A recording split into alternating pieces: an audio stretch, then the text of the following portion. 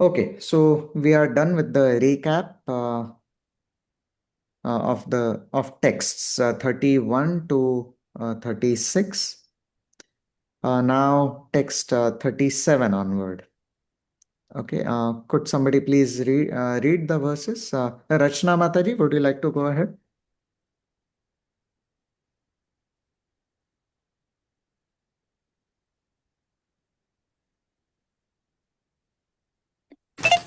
Or Satyabhama, do you want to?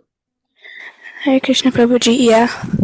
So are we doing 37? Yes, yeah. O my Lord, you have executed all duties yourself. Are you leaving us today, although we are completely dependent on your mercy and have no one else to protect us, now when all kings are at enmity with us? Thank you. So, Mother Kunti, she is expressing her yeah, feelings of what are those feelings we experience when somebody who we are so attached to is leaving, is departing. Can we use the word nostalgia here? Or maybe there may be another appropriate word. So, Mother Kunti, she is expressing these feelings. Oh Lord, are you leaving us now? We are completely dependent on your mercy. Ultimately, everything you have done yourself. Yes, Bhim and Arjun, they may be the heroes of the Battle of Kurukshetra, but ultimately it is you who empowered them. Hmm? So ultimately, you have executed all this yourself. Ultimately, it was you who protected us through all the dangers. It was you who helped us navigate through that terrible Battle of Kurukshetra. Hmm? So, oh Lord, are you leaving us now today? Though we are completely dependent on your mercy. Hmm? And yeah, now we have no one else to protect us. If you leave us, who will protect us? Now that so many other kings will be at enmity with us. Hmm? So, yes, this is such a beautiful feeling Mother Kunti is expressing. Okay, now next verse. You want to go ahead, Satyabhama, again? Sure, Prabhu.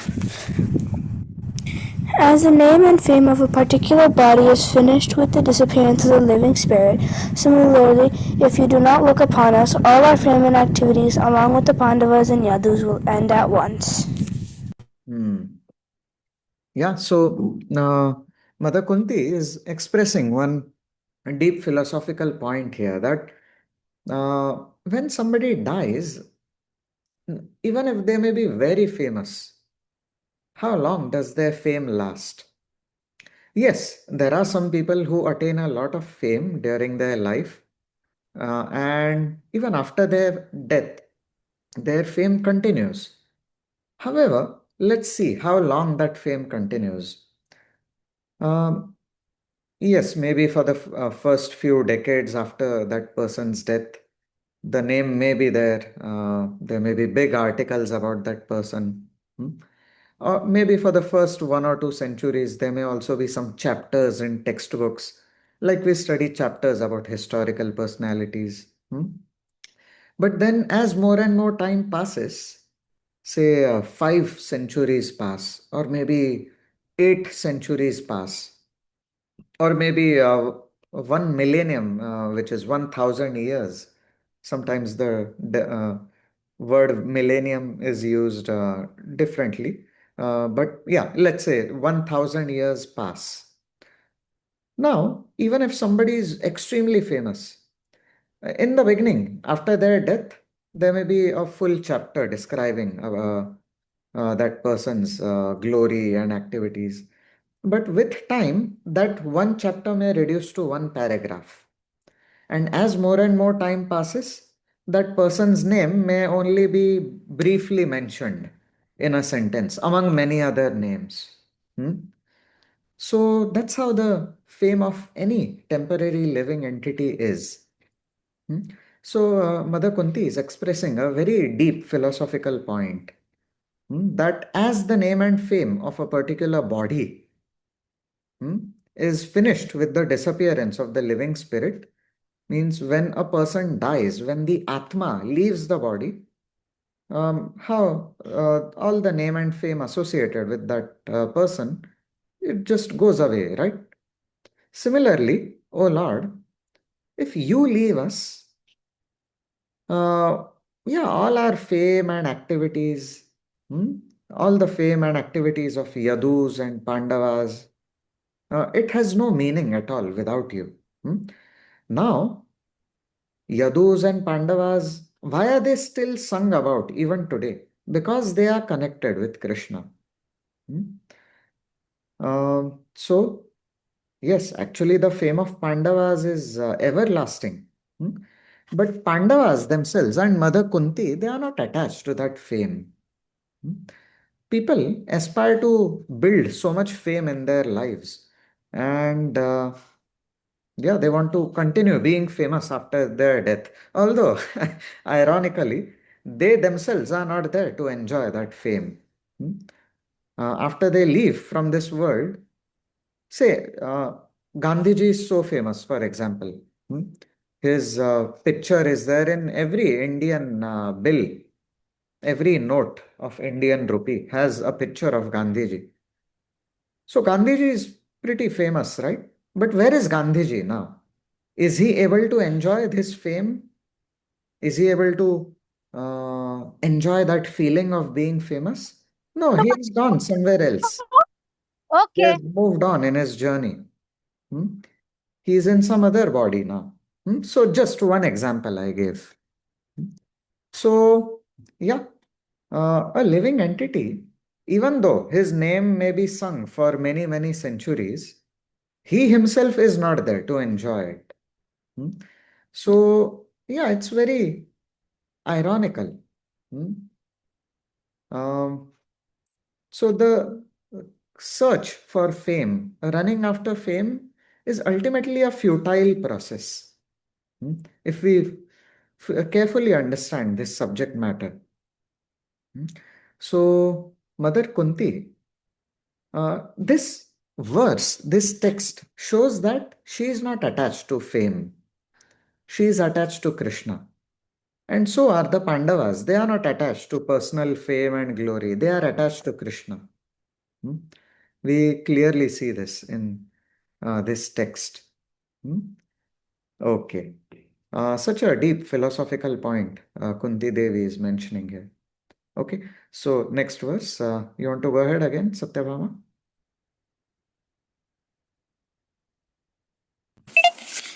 Okay. O Gadadhar Krishna, our kingdom is now being marked by the impressions of your feet, and therefore it appears beautiful. But when you leave, it will no longer be so. Wow. Such a beautiful mood she is mentioning here. In the beautiful prayers called Shikshashtakam by Lord Chaitanya Mahaprabhu, Lord Chaitanya says, Shunyaitam Jagat Sarvam Govinda Virahena Me. Without Govinda, without Krishna, this whole world appears to be shunya, void, without any meaning. Hmm. So somebody who is attached to Krishna has this kind of a vision. Hmm. So Kunti Devi also, she is such a pure devotee of Krishna. We can see this in her prayer.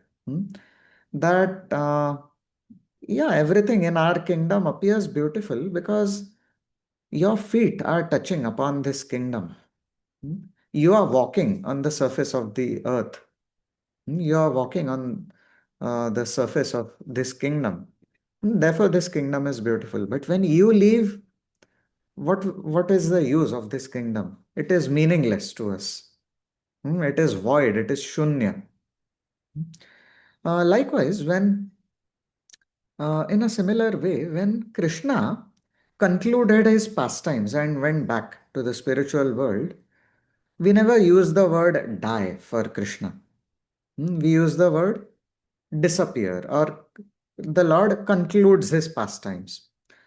So, when Arjun came back to Hastinapur after he saw how Lord Krishna concluded his pastimes, Arjun was extremely sad. Hmm. So when Arjun came to Hastinapur, he was so sad, he was unable to speak. This is there in the first canto of Bhagavatam, this very first canto in one of the future chapters. So Yudhishthir Maharaj, somewhere intuitively, Yudhishthir Maharaj knew that, oh, Krishna has left us. He has concluded his pastimes. So Yudhishthir Maharaj, somewhere intuitively, he knew it. But he feared asking this to Arjun. So he asked a series of other questions. Oh, Arjun, why are you so sad? Are you sad because you came in contact with some woman of low character? Or are you sad because you uh, caused some harm or pain to some innocent living entity? Or are you sad because somebody spoke some harsh words to you? He asks a series of questions. And then finally, he asks the inevitable question that he was fearing asking.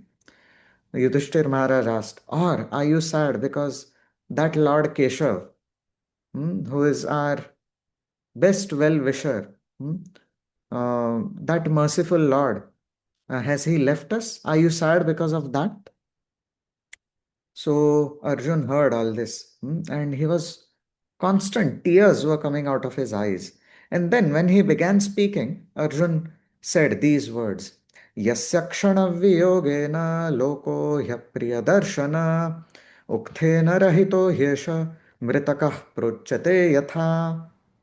Yasya, that person, that Lord, hmm, uh, whose separation, even for a moment, hmm, renders all the three worlds, this earth itself and all the other Swargalok and all the other worlds, that Lord whose separation, even for a moment, renders all these worlds empty, meaningless, and void, just like dead bodies, that Lord has left us.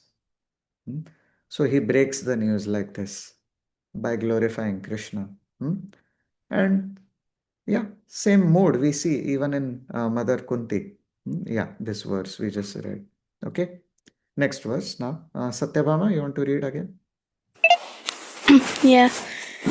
All these cities and villages are flourishing in all respects because the herbs and grains are in abundance, the trees are full of fruits, the rivers are flowing, the hills are full of minerals, and the oceans full of wealth. And this is all due to your glancing over them. Yes. So when earth flourishes, it is only by Krishna's mercy, actually. Hmm? So, yes. But sometimes the Lord's mercy may also come in the form of deprivation of resources. Hmm? Like in certain cases, Lord Krishna shows his mercy by depriving somebody of worldly assets because that helps one turn toward Krishna. Hmm? And there's one glorious devotee, Avanti Brahman. Wow, what a wonderful story it is. Some other time we can discuss that. Hmm? So he was deprived of all his possessions, his connections with people. Hmm? Everyone around started hating him, literally. Hmm? They started troubling him. But in that condition, he surrendered to Lord Krishna. Hmm? And he never complained. Hmm? So, yes, sometimes the Lord shows His mercy by giving us certain material assets, but sometimes He may show His mercy by taking away things from us. Somebody who is spiritually wise can see the Lord's mercy even in events where things are taken away from him or her. Okay, now next verse 41. Can you read again, Satyabhama? Okay. The O Lord of the universe, soul of the universe, O personality of the form of the universe, please therefore sever my tie of affection for my kinsmen, the Pandavas and the Vishnus. Yes. So when we dive deeper into this verse, we will see how why is Mother Kunti saying this? Because attachment, familial attachment, is causing so much turbulence in her mind. Hmm? And On one side, she is attached to the Pandavas as her sons, and she wants that Krishna stay here with the Pandavas. But on the other side, she is also attached to the Vrishnis. Why? Because her brother is Vasudev, the father of Krishna. Hmm? So she also wants that Krishna, the Vrishnis or Vasudev and all her other relatives in Dwarka, they should also get Krishna's association, right? Hmm? So then she's getting this feeling in her heart that, oh, I'm so caught up with material attachments. Hmm. So actually, her attachment to Pandavas is basically attachment to pure devotees. Attachment to pure devotees is never criticized. Yes, worldly attachments are not encouraged. Hmm. But attachment to pure devotees is encouraged. Hmm. But still, out of humility, Mother Kunti is saying that she is thinking that my attachment is on the worldly platform, on the material platform. Hmm. So Mother Kunti is saying, please free me from these worldly material attachments. Hmm. Now, just one um, uh, some words of caution here. Uh, Being non-attached or detachment doesn't mean we become neglectful toward our loved ones or toward our duties. Hmm? Yes, if somebody is a father, if somebody is a mother, certainly we do our duty very nicely and diligently with great love. Hmm?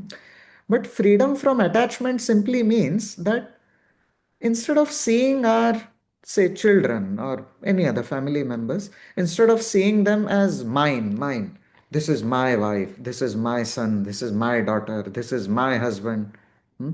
Instead of seeing people or our possessions with such a possessive mentality, we see that everything belongs to Krishna.